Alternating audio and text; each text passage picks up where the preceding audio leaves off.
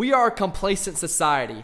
If we are to wake up the mind, not only must we keep up with the current events and mindless trivia within the political arena and monetary system, we must also challenge our mind by reading and analyzing documents such as the Bill of Rights and the Constitution. Understanding these documents is critical to get a full grasp of why you are a free human being.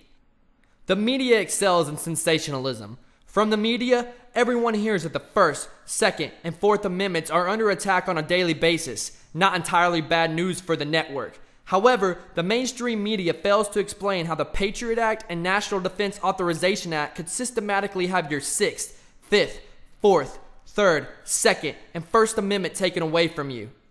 This means, before you know it, and with reasons you're not even conscious of, the federal government could come in your home, arrest you, give you no right to a trial, have officers seize and search your home, confiscate all your guns, and hold you indefinitely without even the right to speak.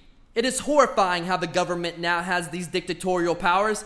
As a citizen, it's your duty to understand how these unconstitutional powers came into existence. It's also your duty as a citizen to understand how the rights that have allowed you to be free are being taken away at an exponential rate. Most importantly, however, your duty is to know how to intellectually communicate this to your fellow Americans. One thing is certain, the mainstream media was never intended to impart intellectual information. Turn off the TV, read, use the internet to research, immerse yourself in an intellectually thoughtful conversation with yourself, question everything, seek the answers. If you read a country's name and don't know where it is, find it on a map. If you come across a word you have never heard before, look up the definition. Studying is going to keep your brain sharp and will make it harder for anyone to refute your viewpoints. In the U.S., individualism is a virtue. In order to restore the Constitution and begin abolishing the dictatorial powers that have corrupted our government, it is critical to organize. Establishing committees within your community is the first step in organizing a plan. At the local level, begin by exposing the corruption to everyone. Commence the practice of a transparent voting system with the issues that are most pressing in your local arena. Start making lists of everything the committee talks about. Keep a paper trail. Document everything that occurs within the committee. This way, every plan can become concrete and have a source that is organized and transparent. In today's fast-moving, high-technology world, become involved. Create a website that illustrates everything you and your organization stand for and direct people in your community to the website. Get them involved.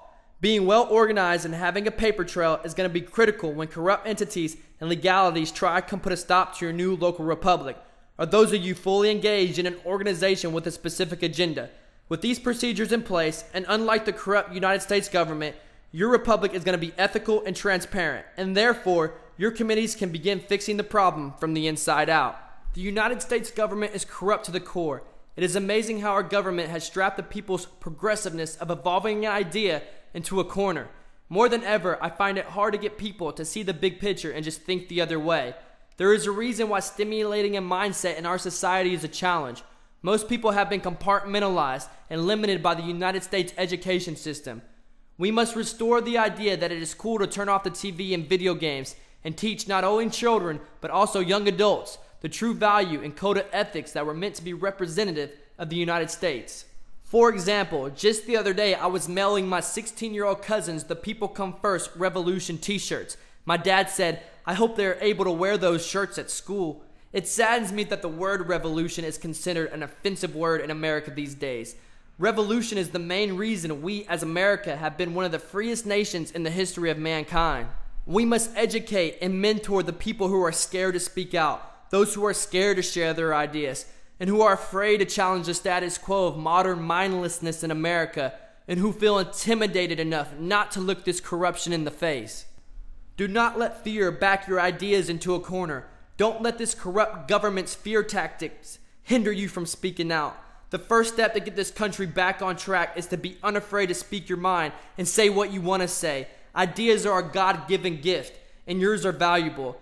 Ideas are what made us great, what has driven humankind. Your ideas are what's going to spark the next revolution of the mind. Once you point your thought process towards enlightenment and make positivity a part of your life, there are going to be repercussions. Don't let this discourage you. Your words are going to begin stinging people. However, if consistent, you will begin waking up minds at an exponential rate. Believe in yourself. Wake up every morning and ask yourself, How will I make this day more positive than the day before? Exercise and eat healthy. For the foreseeable future, keeping healthy is going to be critical in America. Be ready to move around a lot and think on your feet. Just like legible words are best written with a sharpened pencil, so too are the best ideas figured by the sharpest minds.